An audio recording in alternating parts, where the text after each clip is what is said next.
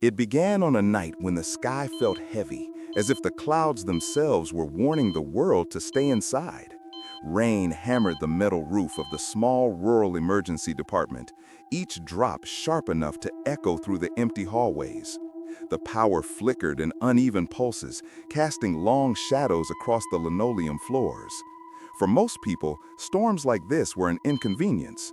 For Emily Carter, they were the nights she worried most, because emergencies didn't wait for better weather, and help wasn't close enough to rely on. Out here, miles from the next hospital, every shift felt like standing on the edge of something she couldn't fully control. And tonight, that edge felt even thinner. Emily had been an ER nurse for 14 years, long enough to recognize the difference between quiet and wrong. Tonight's silence felt unnatural, as though the storm had pressed a palm over the world and muffled everything beneath it. The radio at the nurses' station crackled with static, picking up strange fragments of noise as lightning spidered across the sky.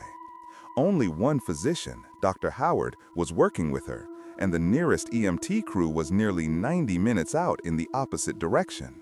She told herself it would be a slow night. She always said that on nights when her instincts whispered otherwise. And then, without warning, a pair of headlights carved across the front windows. A truck skidded into the gravel lot, fishtailing before slamming to a stop just inches from the glass doors. Emily felt her stomach drop even before the driver threw himself out, screaming for help. His voice cracked with terror, not urgency, terror. She sprinted toward the entrance as he swung open the passenger door. Slumped inside was a young man, maybe mid-20s, drenched from the rain and covered in deep, jagged scratches that ran along his arms, across his chest, even up toward his jawline. His skin had a strange pallor, not just pale, but cold-looking, almost blue at the lips. When Emily touched him, she felt an icy chill that had nothing to do with the storm. "His name's Michael," the driver cried. I found him on the road. I don't know what happened. He was just there." Michael Davis, 27 years old, unconscious, barely breathing, and clearly injured in a way that didn't match any accident Emily could imagine. Emily and Dr. Howard moved him inside immediately, the automated doors hissing open as thunder crashed overhead. She could smell damp earth clinging to him, rich, dark soil, the kind that sticks beneath fingernails after digging. And beneath the smell of earth was something else, faint but unsettling, the metallic tang of fear. As they transferred him to a stretcher, one of his hands slipped free, brushing against Emily's wrist. The contact made her pause. Under his nails, packed deep into the cuticles, was mud, dark, wet, mixed with small roots and grit. He had been clawing at something, or away from something. Emily didn't know which thought scared her more.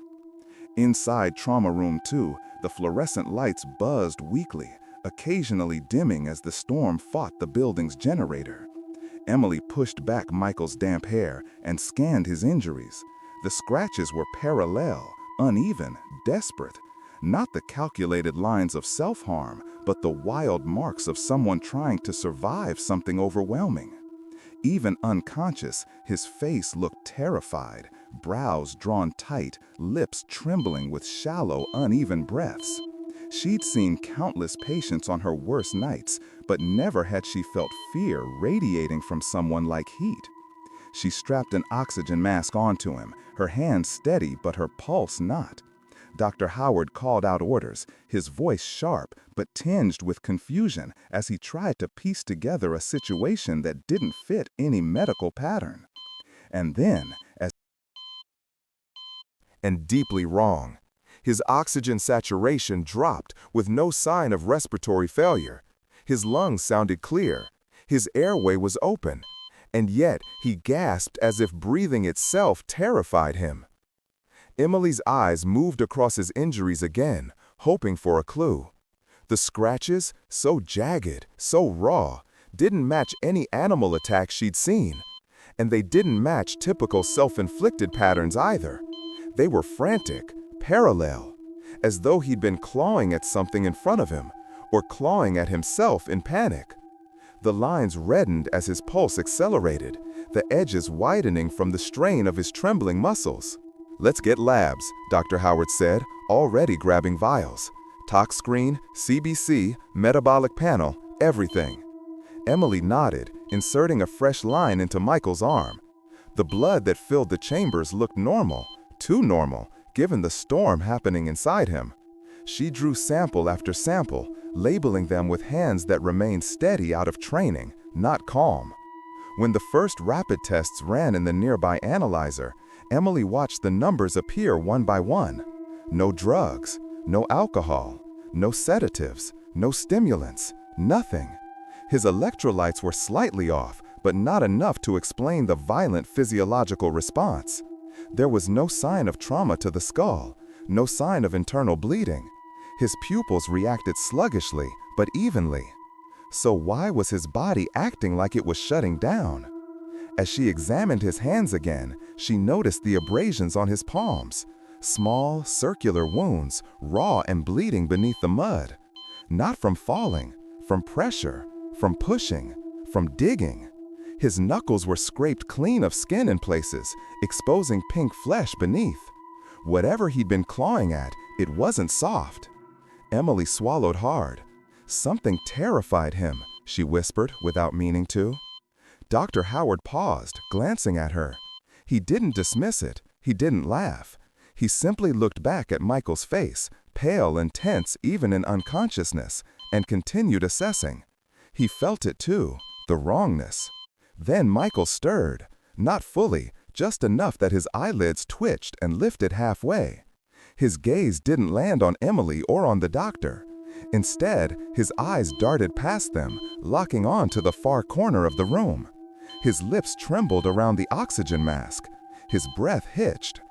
Emily leaned closer, thinking he might try to speak. He did. The words came out in a hoarse, cracked whisper, so faint she almost believed she imagined them. "Don't let it take me again." For a moment, everything stopped. The storm, the alarms, even Emily's breath. Dr. Howard stepped closer. "Michael, what's taking you? What happened out there?" But Michael didn't answer. His eyes rolled back. His body went rigid, a sharp tremor running through every muscle before he collapsed into stillness again. Emily stepped back, heart pounding. She didn't scare easily, not after 14 years of nights like this, but something about that whispered plea sank into her bones.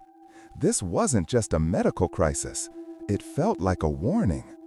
"Let's keep going," Dr. Howard said quietly, but even his voice carried unease. And in that small rural ER, surrounded by flickering lights and a patient fighting shadows no one else could see, Emily realized they were facing something far outside the lines of their textbooks, something medicine might not be able to fix. Long after that night, after the storm faded and the monitors fell silent, Emily found herself replaying the same question over and over. Who was Michael? Called the sheriff.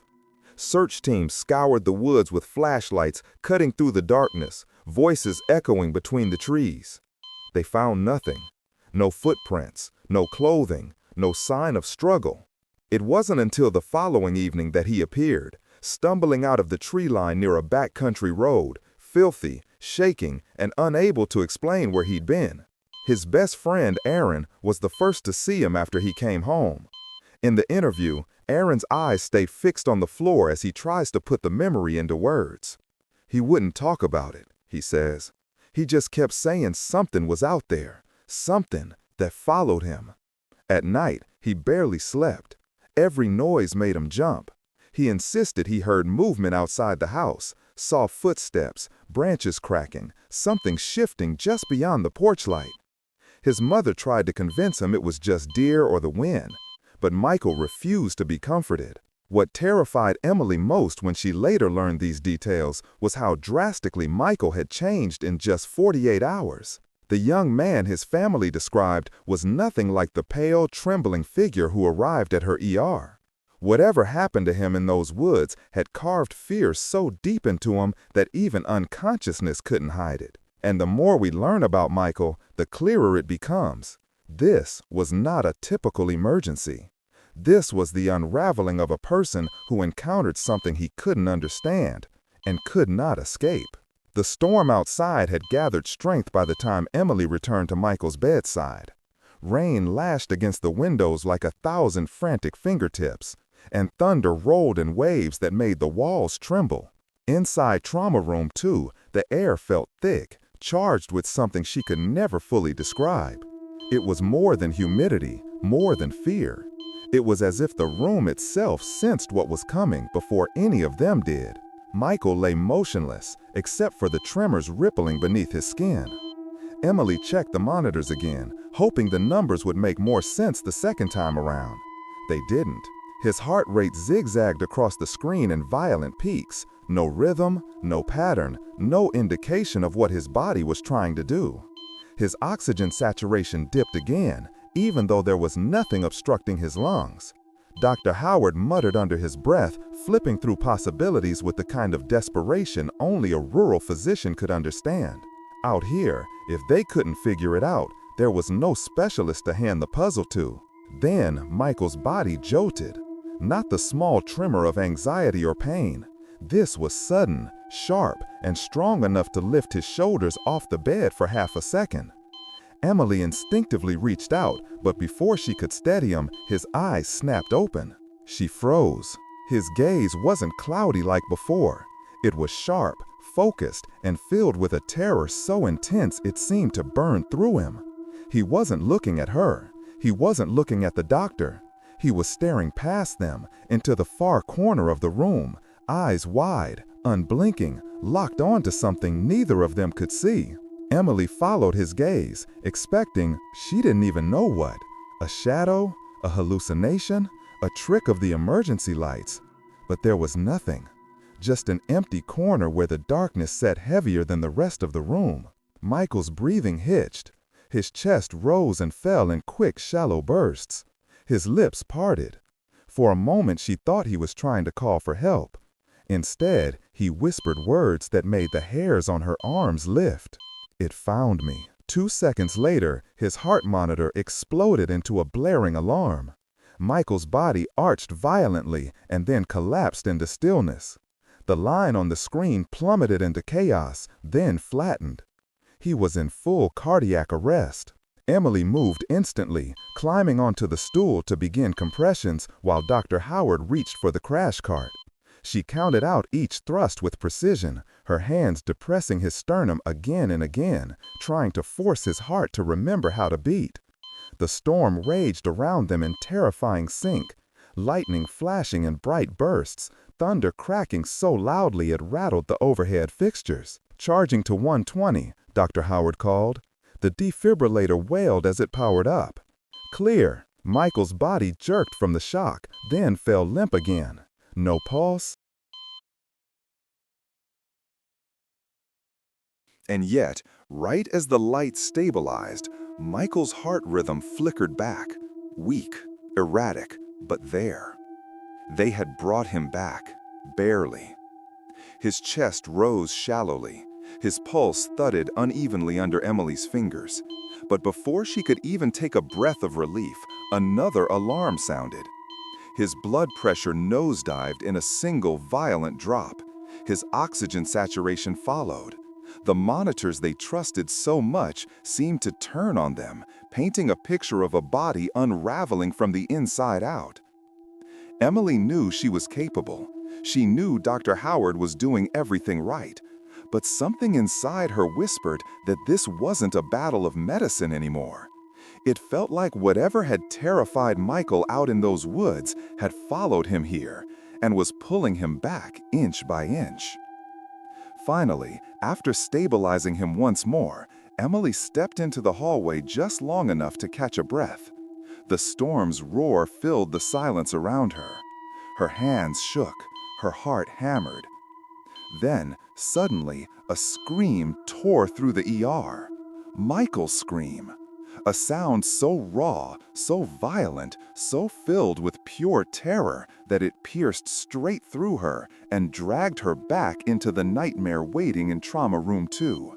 When Emily rushed back into Trauma Room 2, the scream cut off so abruptly it felt as if someone had reached into the air and ripped the sound away mid-breath.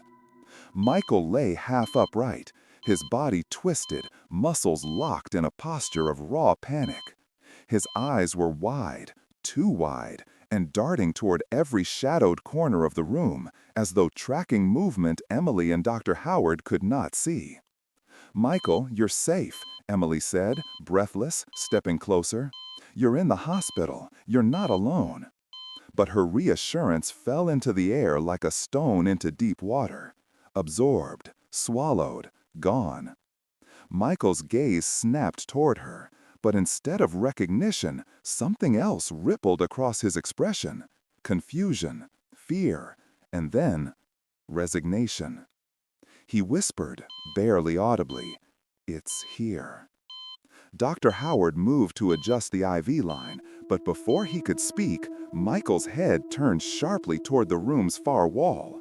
His neck muscles strained as though some unseen presence pulled his attention with physical force. Emily followed his line of sight again. Nothing there. Just blank, sterile drywall illuminated by the dull red of emergency backup lighting. And then the temperature in the room dropped. Not metaphorically, not emotionally, tangibly. Emily felt it first, goosebumps rising across her arms, a sting of cold against her cheeks. The overhead vents weren't running. The generator backup certainly wasn't producing cold air. But the temperature continued to sink, enough that she could see her breath when she exhaled. The monitors reacted too, not with alarms, but with strange static interference. Lines jittered, numbers flickered.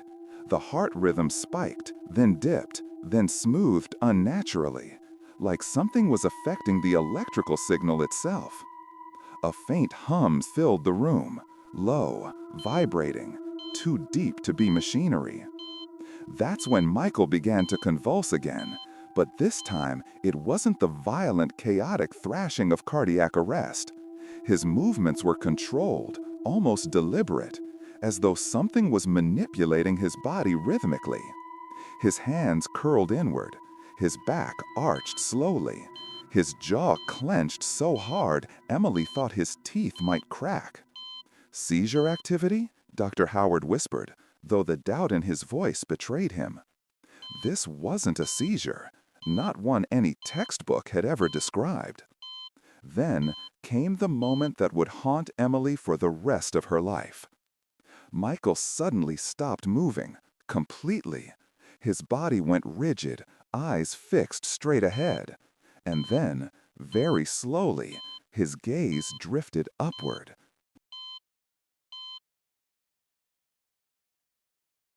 The temperature snapped back to normal. The fog vanished. The monitors straightened into stable, readable lines. Michael collapsed back onto the bed, unconscious. The generator lights flickered once, twice, and then steadied into their familiar glow. For 30 full seconds, no one spoke. Not Emily, not Dr. Howard, not the respiratory tech watching from the doorway with a hand over her mouth. Finally, Dr. Howard broke the silence. His voice was thin, strained. "Emily, what the hell just happened?" She wanted to answer. She wanted to give the clinical explanation, the rational cause, the medical perspective she had spent her entire career relying on. But for the first time in all her years as a nurse, she had nothing. No textbook, no diagnosis, no protocol. Only a single, terrifying truth she couldn't bring herself to say out loud. Whatever had happened to Michael in those woods was not done with him. And now, it knew exactly where he was. For the next hour, the ER operated under a kind of unspoken truce with whatever force had entered the room. Michael remained unconscious, his vitals hovering in a fragile middle ground between stability and collapse. Emily monitored him with clinical focus, but her mind ran circles around the same chilling question. Had they witnessed a medical event or something else entirely? When the storm finally eased, the hospital administrator arrived, called in after reports from staff about environmental anomalies and equipment malfunction. Neither Emily nor Dr. Howard mentioned the cold spots, or the fogged windows, or the voice that didn't sound like Michael. They stuck to data: arrhythmia, seizure-like convulsions, unexplained electrical interference. Facts were safe. Facts didn't tremble in the back of your throat when spoken aloud. Michael was transferred to the regional medical center 2 hours later. Emily watched the ambulance taillights disappear into the thinning rain and felt a hollow ache in her chest. Not just fear, but protectiveness. She didn't know why, but she felt that whatever had followed him from the woods wasn't finished yet. 3 days passed before she received an update. Michael never regained consciousness. His organs began failing one by one, as though shutting down with mechanical indifference. No infection, no trauma, no toxins, no neurological explanation. Just decline, like a candle losing oxygen. He died at 4:13 p.m. on the 3rd day. His mother's voice cracked when she told Emily over the phone. "He was scared," she whispered. "Even when he wasn't awake, he was scared." Autopsy results revealed nothing. No hidden injury, no brain abnormality, no pathology. Official cause of death: cardiac failure of unknown origin. Unofficially, everyone involved had their own theory. Some of the ER staff believed it was severe trauma-induced delirium, the brain's way of unraveling under terror. Others whispered about an undiagnosed neurological condition, rare, aggressive, catastrophic. But a few, the ones who'd been in Trauma Room 2 during the cold drop, said nothing. Their silence told its own story. Emily found herself unable to let go. She requested Michael's personal items, hoping something in his backpack or pockets might hint at what happened in the woods. Most of what she received was ordinary: a water bottle, a pocket knife, a folded map. But one thing stood out: a scrap of paper, torn unevenly, smeared with dirt and something darker. On it, in shaky handwriting, were 3 words: "It found me." The same words he had whispered right before his first arrest. She stared at those words for a long time, her breath held tight in her chest. This wasn't a note from the hospital. It was written before he ever reached them, likely before he reached the road where he was found. He had written it out there, alone, in the dark. And then, the nightmares began. For weeks after his death, Emily woke gasping in the middle of the night, drenched in sweat, the sound of Michael's scream echoing in her ears. In some dreams, she was back in Trauma Room 2, the lights flickering, monitors warping into static. In others, she was deep in the woods, following the faint sound of footsteps that were not her own. One night, she dreamed of the exact moment Michael stared into the corner of the room. Only this time, she saw what he saw: an outline in the darkness, tall and unmoving, watching, waiting. She told herself it was just trauma, just stress, just the mind replaying what the heart couldn't process. But then other staff members admitted having similar dreams. Same room, same coldness, same sense of being watched by something invisible and ancient. One nurse even confessed that late one night she walked past Trauma Room 2 and saw condensation slowly forming on the glass, though the room was empty. Emily didn't want to believe it. She still doesn't. But every so often, when she's alone in a quiet hallway, she feels the unmistakable sensation of being observed, like a presence lingering just beyond her peripheral vision. And she can't shake the idea that whatever haunted Michael didn't end with him.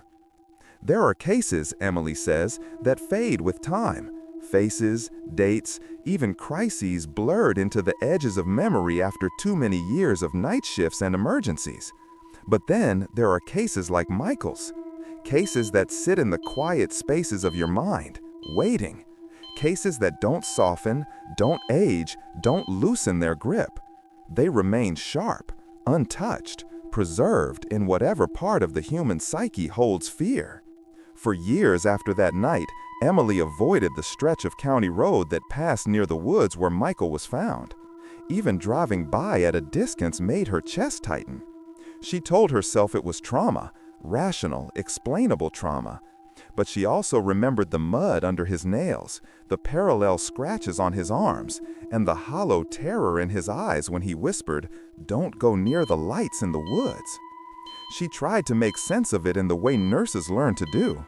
She read every article she could find on rare neurological disorders, parasitic infections, endocrine storms, and extreme psychological breaks. She even spoke privately with specialists, neurologists, psychiatrists, toxicologists, hoping one of them would say something that made the impossible logical. But every conversation ended with the same quiet acknowledgement. There was no clean medical explanation for such violent swings in heart rhythm, fear response, and electrical disturbance without an underlying cause. Something should have shown up in his labs or imaging or autopsy. Something should have explained it. Nothing did.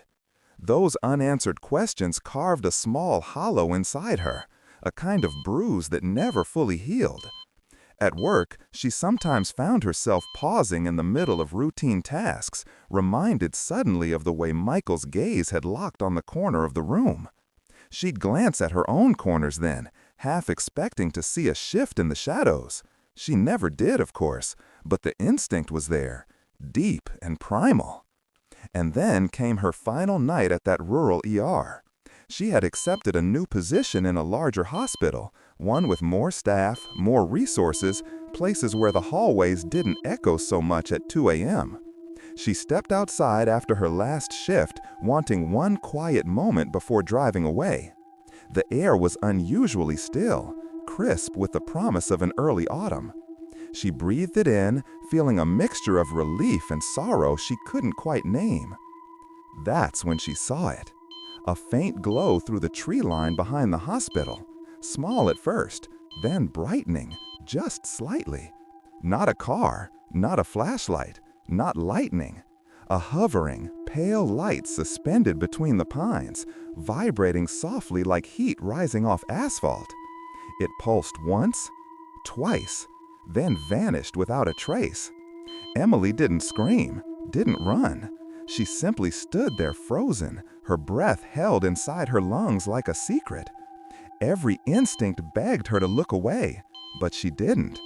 Because in that brief flicker, she felt the same chill that had filled Trauma Room 2 the night Michael died. The same pressure in the air, the same silent warning. She left the ER that night without looking back, and she never returned. Today, when she tells this story, she doesn't claim supernatural answers. She doesn't speak of ghosts or creatures or anything beyond the boundaries of science. She simply says that medicine has its limits, and that sometimes what breaks a person has roots far deeper than any test can measure. We like to believe we understand the world, she says softly, but there are places, in the woods, in the human mind, in the spaces between life and death, where the rules don't apply. And whatever Michael saw out there, it followed him. And maybe, for a moment, it brushed past me too.